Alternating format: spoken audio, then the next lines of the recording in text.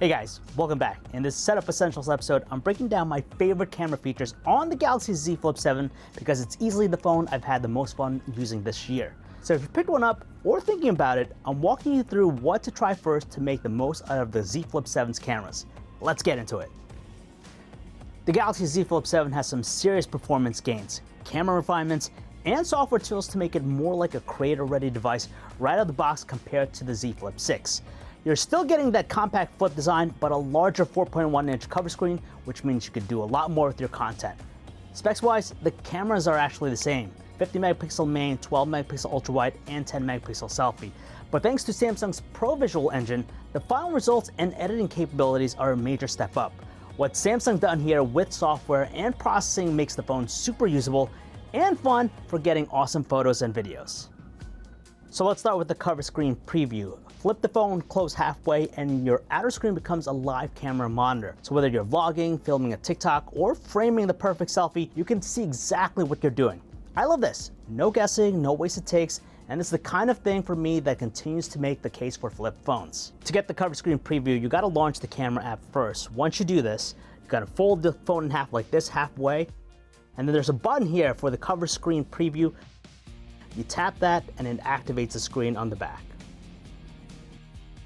It all starts with the rear cameras. Z Flip 7 keeps things simple with just two cameras in the back, but what's fascinating is how the main sensor mimics telephoto.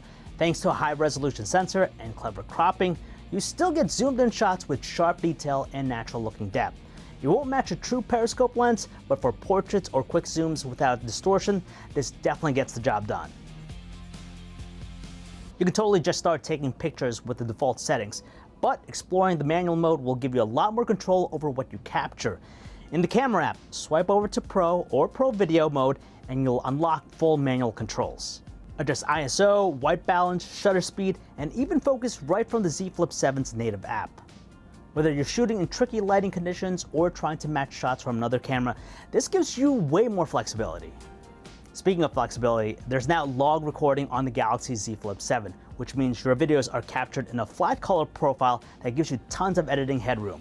You can tweak the color, contrast, shadows, highlights, or even apply a LUT for that cinematic finish. If you like having control in post, this is a must-try feature, and I'm glad that Samsung didn't keep it exclusive to the Galaxy S25 Ultra. The Z Flip 7 supports 4K video at 60 frames per second, which means you're capturing a ton of detail and you've got room to crop or stabilize in editing.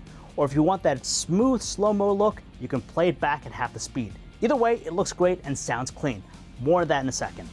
One of my favorite features to use on the Z Flip 7 is portrait video mode. It blurs out the background, keeps faces in focus, giving your videos a shallow depth of field look, even if you're just shooting in your kitchen or on a walk. It adds instant cinematic polish to any talking heads or vlogs.